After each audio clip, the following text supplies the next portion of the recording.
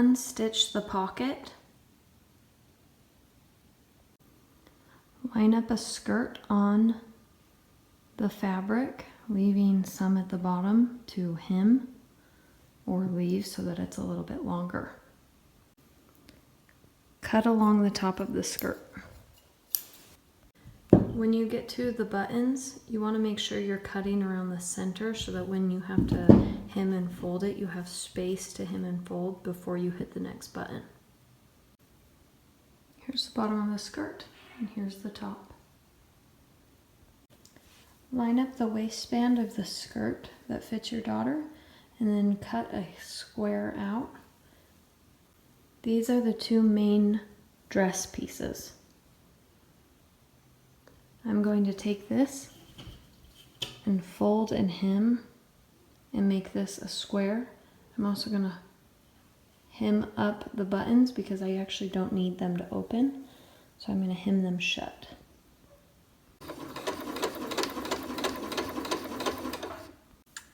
Now I hemmed the top of this, and I'm going to fold it again and do a double hem. Double rolled hem, and I left the bottom unstitched. Once again, I'm going to sew down the buttons on the skirt part because I don't need them to open. Now I'm going to roll and do a small hem on the top of the garment. Measure the elastic band around a skirt that already fits so that you know what length you need your elastic band to be. Fold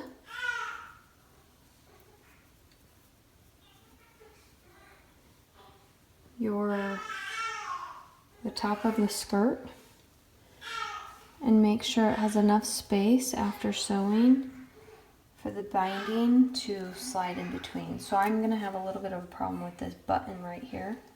I might have to go past the button and slide the binding in past that button.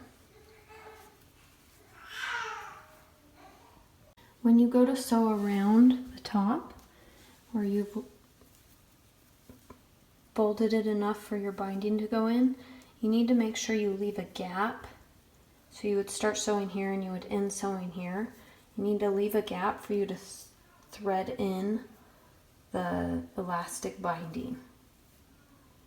So here's where I started sewing the hem.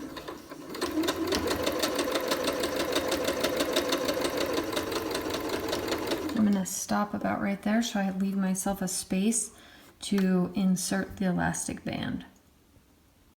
A great trick to adding any elastic band is to put a safety pin on the edge of the elastic, and then you can easily fish it in through and around the skirt. I always make sure to pin the end of the elastic to the opening so that I'm not fishing it through and then lose it in here and I have to redo it. Now that the elastic is through, I'm going to take the two ends, overlap them, and sew. Once you've sewn back and forth along the elastic band, you can then stretch and pull it tight in to the binding. Now that the elastic is pulled in tight, I'm going to fold this over and sew this closed. Evenly stretch it throughout the skirt, and then I'm going to make a stitch right on the seam with the elastic so that the elastic stays equal throughout the whole skirt. Now I want this panel to go straight up with this panel, so I'm going to pull all my gathering. After I put a stitch on this end, I'm going to pull all my gathering towards this end and put another stitch.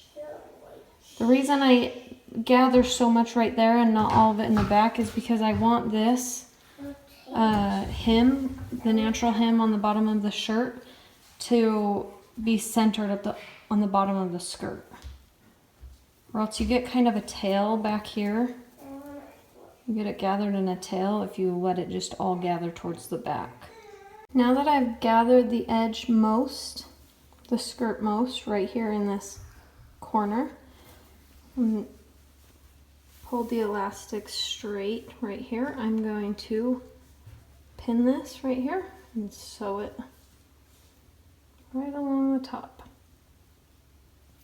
This is pinned. I'm going to sew from here to here.